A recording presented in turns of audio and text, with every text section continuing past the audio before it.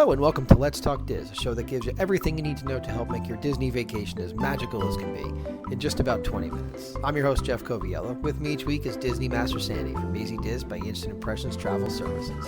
Sandy, how you doing this week? I am doing great, and I will tell you, I went and got a snack before we started recording. Well, there are a few shows that we do where that is best practice, as they say in some lines of work, and that is definitely tonight. Tonight, we're going to talk about the Food and Wine Festival in EPCOT. And, you know, I talk often about festivals and that EPCOT is the festival park, and it's one of my favorite spots to be. And this time was no exception. I mean, how bad can your job be if you're listening to music, checking out some photography options, and tasting your way around the world? And so we do this just in full disclosure for folks that are new to our program. We do this almost every year, right? There's a review of the festivals almost every year. And for folks that are completely unfamiliar with the festivals, some of this is extraordinarily helpful. For those that have been year after year, some of it is an old hat for them, so to speak, but some things are new. So we're going to talk a little bit about what's new, but we're also going to give an overview of really when it's happening and what to expect. So tell us first, when is it happening? So we are back on a regular standard festival schedule. So the festival opened August 28th. It'll run all the way through November 17th. If you happen to catch the last day or two and be staying on through Thanksgiving, get to EPCOT twice. Check out the magical elves that work tirelessly from like the 18th to the 23rd to create magic in EPCOT, turning it from food and wine to festival of the holidays. It is quite a great time. I agree. And they have to work so quickly. Yeah.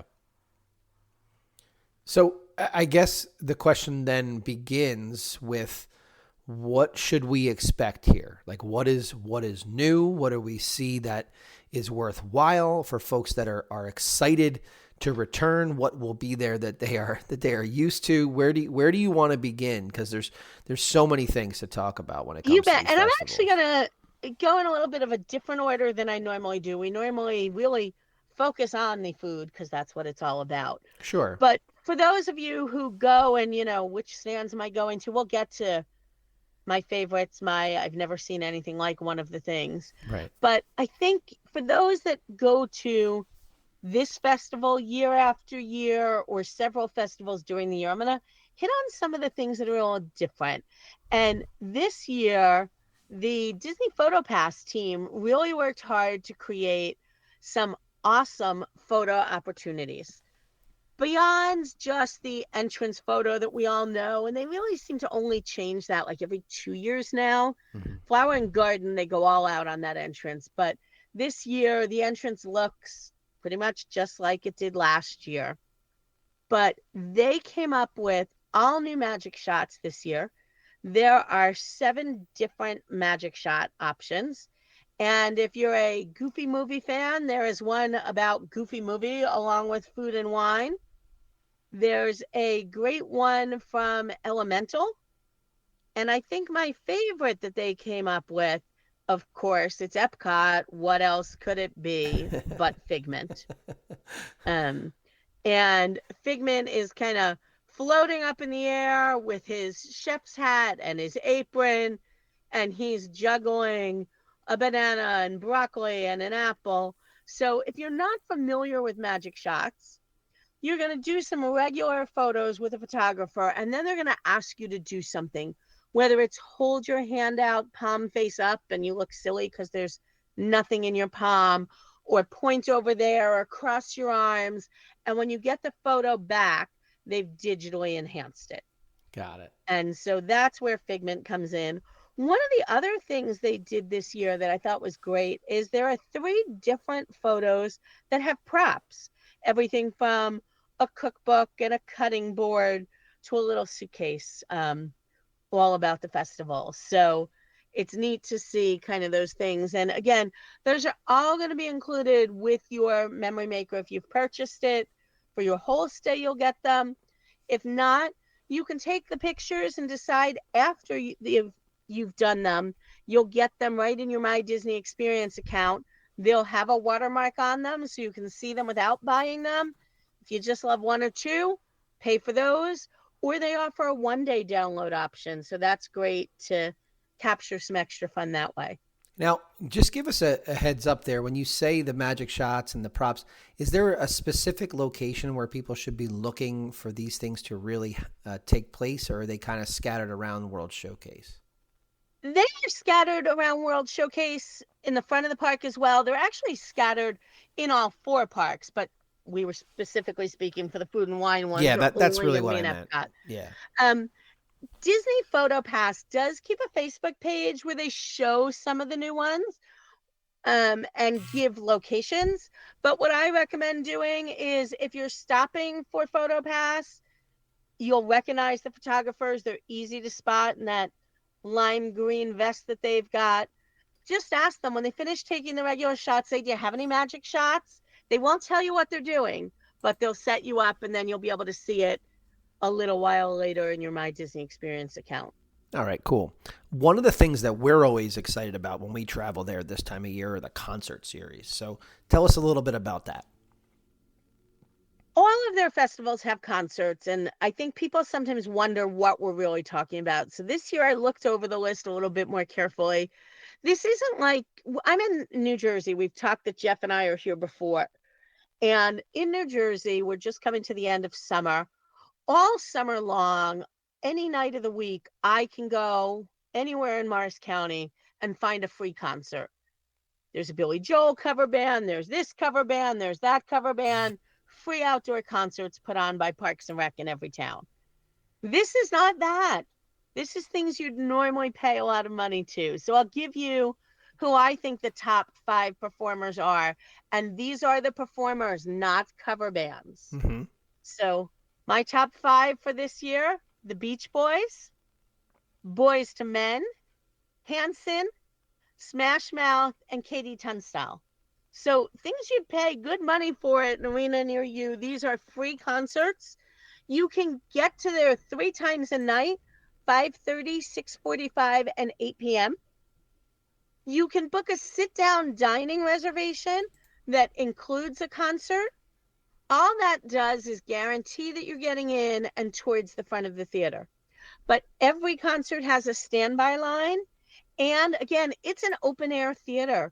So even if you don't get in, you can just be walking in Epcot near the World Showcase back by America, not even realizing there's a concert. You are going to hear it. So check it out. If you've got a little one in a stroller and you're not sure they'll love it, don't get in line. Watch it from outside the theater. You'll still get to hear some great music. Well, and like you said, there are so many different acts. Like if you think that you're going to go there and you're going to just hear one particular style, that's definitely not the case, right? I mean, there's an incredible difference between, KT Tunstall and Newfound Glory. Baha Men and Newfound Glory would never be found in the same place, except for they're going to play October 3rd and 4th and then 5th and 6th. So, it's just very different. Just to be clear, the concerts each night, the 5:30, 6:45, and 8 is going to be the same person or same band. Sure. And typically they're there 2 to 3 days. So you can look at the schedule. I will tell you, there's that always disclaimer on the bottom, subject to change. Of course, yeah. That they're human. They do sometimes have last minute emergencies and there is a switch. But look at the concert. You may want to do Epcot Monday and Thursday, or you may want to do it Monday, Thursday, and Friday because you're getting your favorite bands that way. It's a great lineup, always there. And again, real bands, not cover bands. So worth the price of admission to the park by itself. You've got the Beach Boys there as one of your top ones. If I was going to go back, and we're going not at this time, but if I was going to go back, I would go hit November 14th and 15th where we can get some bowling for soup. I think that would be a fun one to to be in the house for, especially with the reemergence of Phineas and Ferb. It would be kind of fun to listen to. So, all right, we've waited long enough. You've had your snack. Now it's time to break down the food that we have there. The food, the wine, the drinks, the bites that they've got for us. Give us the breakdown of this year of what you enjoyed. So there's definitely no shortage of food this year. There are 34 different locations. Wow. The majority of the locations are festival exclusives, though they do put some festival treats in some of the quick service locations. One thing that I don't love about this festival, and they've done this the last couple of years, not all 34 of the booths opened with day one of the festival. Right. I remember that. The big one this year that they've been touting is the Goyas of the Galaxy, and that is not opening till September 28th. So I can't tell you much about it except what they're telling us is going to be there. Okay. But we did not get the chance to try it. I'll have to wait for my next trip. And my guess is that's going to be located over by Guardians is probably the point. Near the creation shop. So as you're walking Got it. from the gift shop to Guardians, it is all about dumplings. Nice.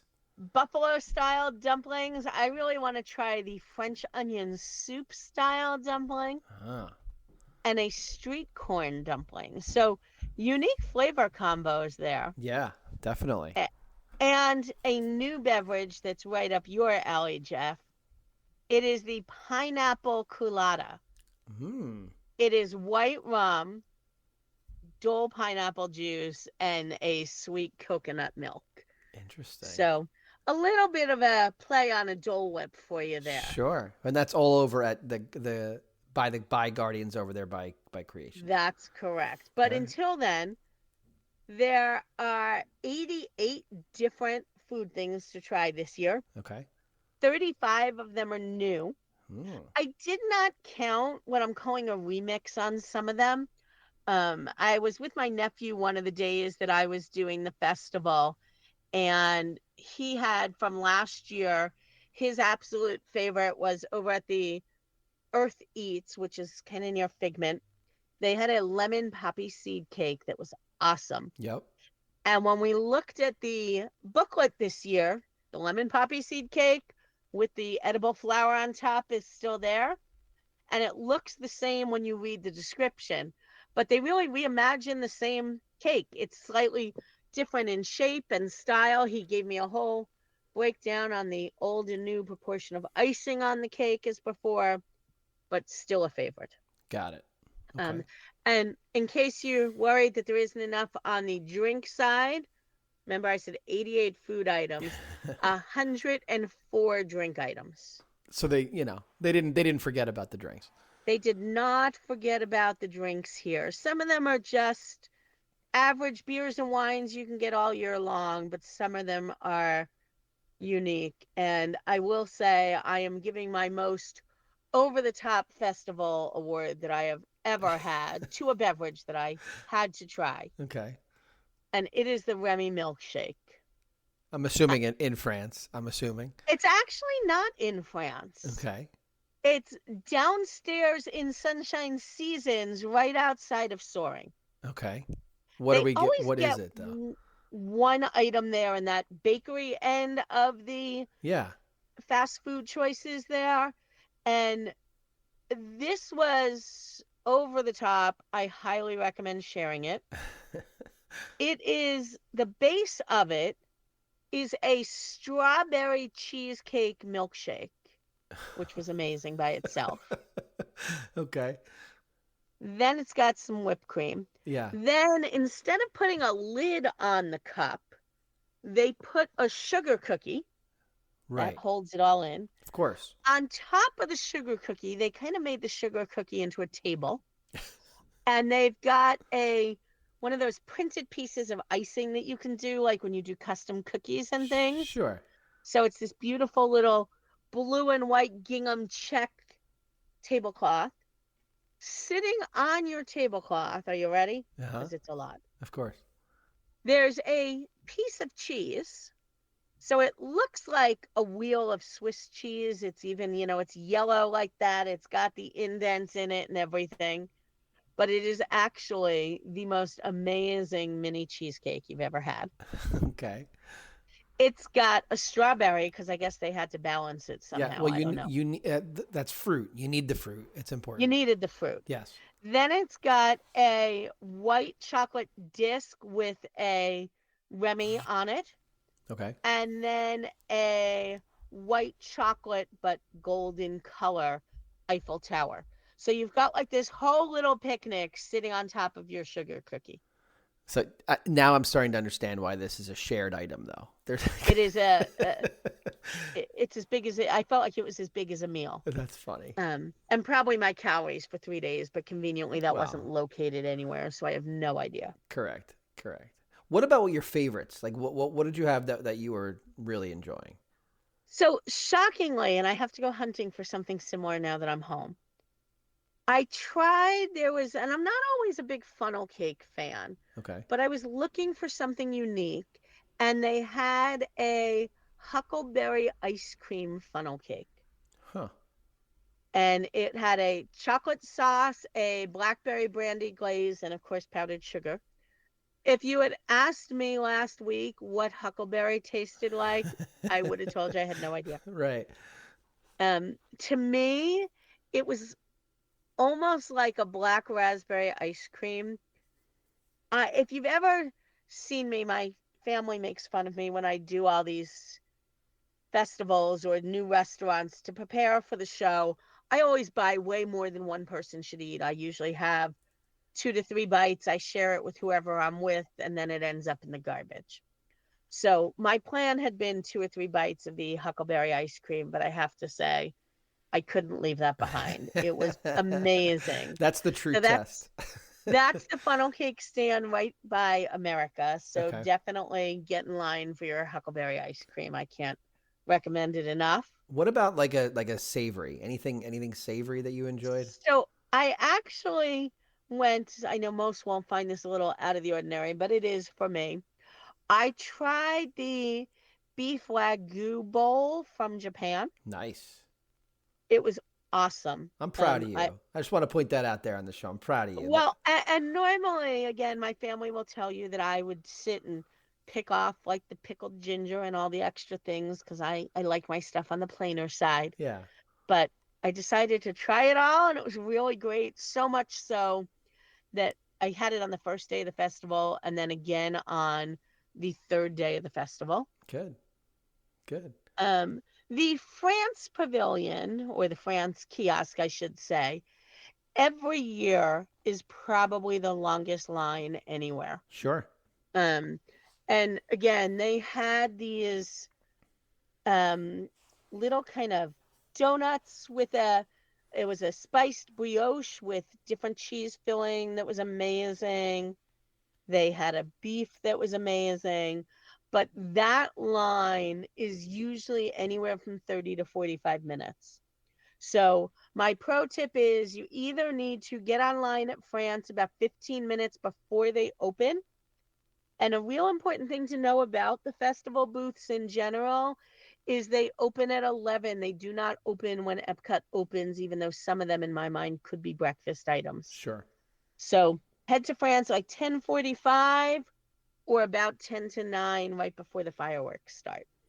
Was there anything about this year, maybe an item or two that left you wanting more, disappointed? Like you liked the way something sounded or looked, but then didn't quite cut the mustard, so to speak, if you will indulge So that. I think one of the big things about the festivals is always about presentation to me. Sure. They're small portions, but they're typically done to have that look like when I was talking about the lemon poppy cake, how it has the edible flour on it. It's about presentation as much as it's about food. And I swear that I was Italian in my last life because give me all the Italian food in the world. Right. Um, Usually at the stands, there's one item I like to try, maybe two. Italy is typically at least a two, but sometimes a 3 for 3. And this year it was a 3 for 3 for me. Okay. So the first one was a 4 cheese tortellini with a vodka sauce and a chili oil. I think a 6-year-old could have plated that one better. Oh, that's not good. It was some tortellini in a bowl, sauce on half the bowl, and not a green sprig of anything on there. I don't understand how they made that one up. Then I tried something that I can't pronounce well, I will admit that. And it's funny, you know, some of the people at the kiosks aren't happy because I'm not bashful. I say, I like the first one, but can you tell me the right way to pronounce it? Right. I often have to get somebody else to answer my question. So those of you who are Italian, excuse my pronunciation of this. The veggie da pizza, which was a pizza dough roll with pepperoni and mozzarella, lacking a little bit on presentation, but over the top on taste. Loved that one. Okay. And then I did have their chocolate spumone. It's a chocolate mousse with a caramel sauce, whipped cream, and a little puff rice on the top. It was fine. It wasn't one that I was running back for. And Italy is usually a kiosk that I hit up twice, so it was a little disappointing for me. Okay. The other one, and again, if you're a regular listener to the show, you know I love my desserts and I love my sweet stuff. So I went to the Alps booth, and this was another one. 3 of them couldn't pronounce it for me. So I'll do my best. If you know the correct pronunciation, get back to me. I will not, but you can try. The Kirschwasser torte. That sounded right. I think you crushed that, to be honest. You know, I always say it quickly with confidence, Yes. and it sounds good. Well, you did that, so congratulations. It's a cherry brandy buttercream with fondant, sugared almonds, and a cherry compote. Okay. It sounds delicious. Sounds delicious. I will say I ate all of the outside. The sugared almonds on it were great. It's a multi-layer cake with like that icing in the middle. And I will say I talked about only eating a few bites. This was one where I wasn't even trying to pace myself. A few bites and I was done because it was just too sweet. But maybe my mistake there was not balancing it with the item that I did not buy from the Alps because I've had it the last 2 years. They do a warm Swiss cheese with little potatoes and pickles that is to die for. Yeah. So maybe I just needed to balance my taste better there. So think about that, because it was definitely worth a try, just not my favorite of all of them. The Brew Lab was back with the Muppets. That's always a favorite, and I think, you know, everybody really looks at that. If you recall from past shows, they make all of those really unique drinks, the frozen pomegranate, the pickle drink, definitely worth a try. Okay. What about anything we missed? Is there anything that you haven't spoken about that you want to leave people with before we say goodnight? I think it would be all the hunts, and there were 3 of them this year. Okay. So one is a food hunt. If you buy 5 of the marked cheese items, you get a special free, a word we don't hear at Disney often, cheese surprise. Nice. You do not need to buy them all on the same day, and the card doesn't belong to one person. So if you're having one and your friend or your spouse is having another, fill out one card to get yourself to the 5 sooner. Okay. And then they have the 2 hunts that are really intended for kids, but anyone can do it, that you purchase. You go looking, either there was the Remy hunt for food and wine or the pumpkin hunt because it is Halloween. Right. And you can find the Remys and the pumpkins hidden on various buildings and gardens, put your little stickers on.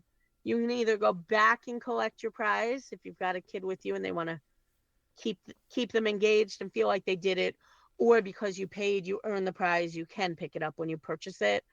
The Remy Hunt prize this year was the most incredible one I've ever seen to date. It was mini cornhole games. Oh, very cool. So cute.